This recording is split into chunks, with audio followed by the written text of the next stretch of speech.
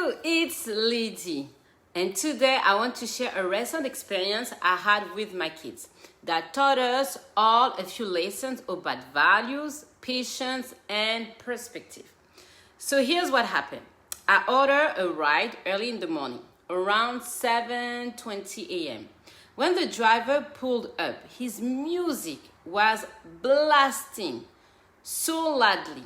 I could not hear it. I could hear it from inside my house. I was like, what? In the morning, that early? What? My son and I got into the car, and the music was still loud and unfortunately full of profanity. Not the kind of language I want my children exposed to. At first, I thought about immediately asking the driver to turn it off, but I decided to take a different approach. Instead of reacting, I saw this as a chance to guide my kids. My son asked questions like, what does that word mean? I told him, you don't need to know those words. Let's focus on building knowledge that helps you grow. You see, it's very important to know about that. The music was a lot of B word, F word, N word, and my children, they didn't know those words. So they asked about those words.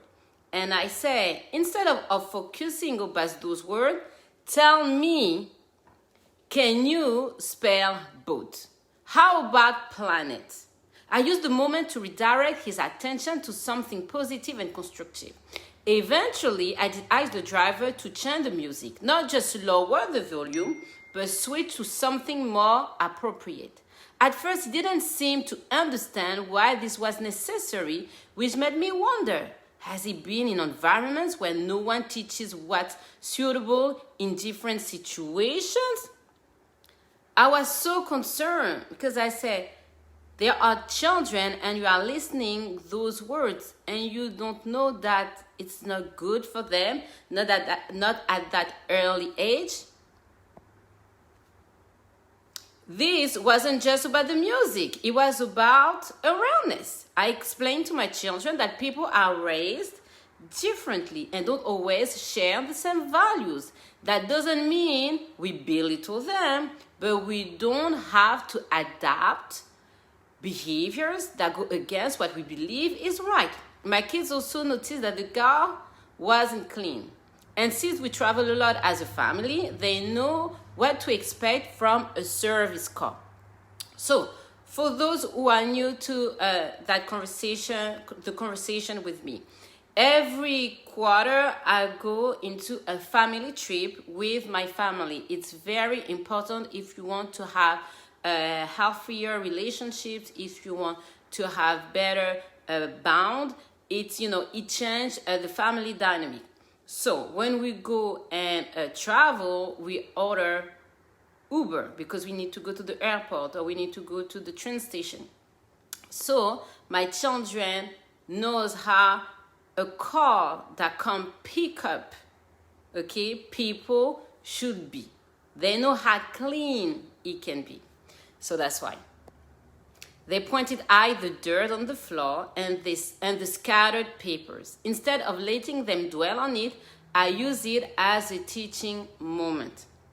I explained that when people walk outside, they often bring in dirt without realizing it, and that can end up inside the car. As for the papers, I told them, those are not ours to touch or worry about. Sometimes people keep things in their cars for personal reasons, and it's not polite to comment on it. We don't do that. You see paper? There is paper. That's it. Don't touch it. It was a chance to remind them about respect and understanding. Just because something isn't how we used to doesn't mean we need to judge or criticize. It's about focusing on our behavior and showing kindness instead. When we got out of the car, I didn't have a conversation with the driver, but I did leave feedback online. In my comments, I acknowledged the effort he put into getting up early and working hard, but I also shared a few tips to help him improve. I mentioned how important it is to create a professional and welcoming environment, especially when transporting families with children. But I guess he didn't know that my children would be with me. but I made sure my feedback was constructive and encouraging. I wanted him to know that while there's room for improvement, his efforts are seen and appreciated. After all, everyone is on their own journey, and it's never too late to grow and become better at what you do. When things aren't ideal, we don't have to treat people badly. We need to show patience. That's why, and this is the only way that people grow. So parents, situations like this can be frustrating, but there are also opportunities to teach your kids how to navigate the world. Show them how to stand by their values without being unkind, and how to stay focused on their growth. As I always say, it's never too late to change.